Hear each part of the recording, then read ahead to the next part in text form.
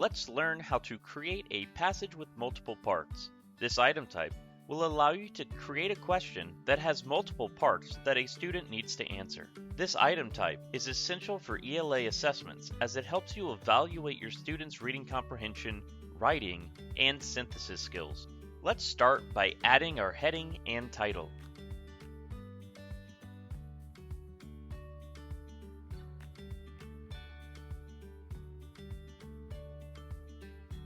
Next, copy and paste your passage into the Contents section.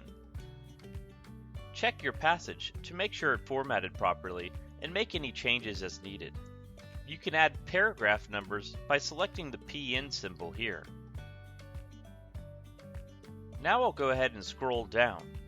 At the bottom, you'll find some additional details that you can set, like the Flesch-Kincaid or the Lexile level. In this case, I'm going to add an instructor stimulus.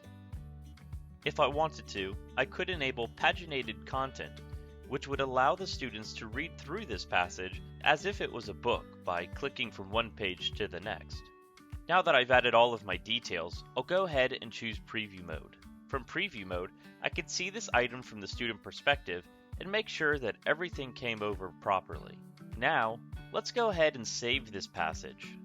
Once I save the passage, I'm able to add my multiple parts over here on the right. I'll go ahead and click on the first part here. Now I'll simply select a question type. I'll create the question as normal.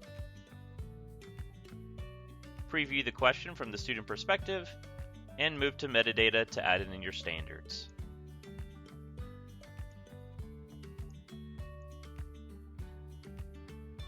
Now that I've saved the item, I have the ability to add another part, and this would create a part B to this particular item.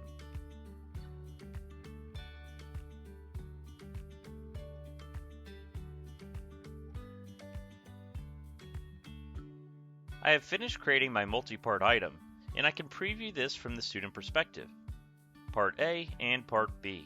At this point, to make this item available for assessment use, I'll simply click Publish.